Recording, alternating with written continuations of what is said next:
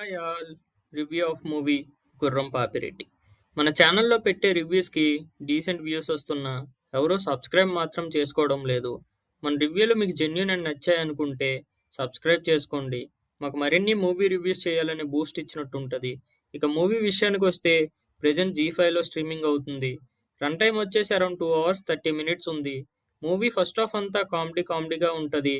శవంని మార్చడం, అక్కడ జనరేట్ అయ్యే ఫన్, బ్రహ్మానందం గారు జడ్జిగా చేసే ఫన్, మరీ అంత పడేలా నవ్వుకోపోయినా డీసెంట్ కామెడీ అనిపించింది.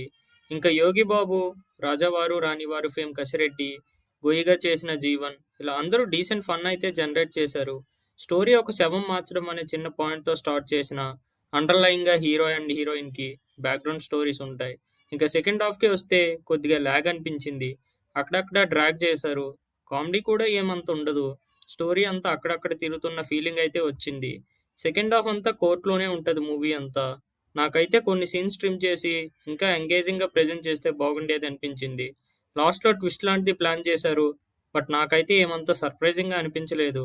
ఇంకా స్టోరీ లైన్ విషయానికి వస్తే హీరో అయిన నరేష్ అలియాస్ గుర్రం పాపిరెడ్డి ఇంకొక నలుగురు కలిపి ఒక దగ్గర ఉన్న శవాన్ని ఇంకొక దగ్గరికి మార్చాలని చూస్తారు.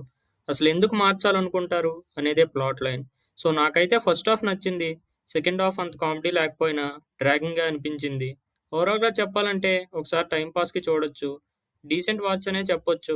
ఇంకా లాస్ట్లో ఇంకొక పార్ట్ ఉండొచ్చు అనే క్లూ అయితే ఇచ్చారు. పర్ఫార్మెన్స్ విషయానికి వస్తే గొయ్యిగా చేసిన జీవన్, ఫరియా అబ్దుల్లా, హీరోగా చేసిన నరేష్, కసిరెడ్డి అందరూ డీసెంట్గా చేశారు. బ్యాక్గ్రౌండ్ స్కోర్ నాకైతే ఏమంత అనిపించలే. ఓవరాల్గా నాకైతే డీసెంట్ మూవీ అనిపించింది. ఇలాంటి మరిన్ని మూవీ రివ్యూస్ కోసం ఛానల్ని సబ్స్క్రైబ్ చేసుకోండి. Thanks for watching. జై హింద్.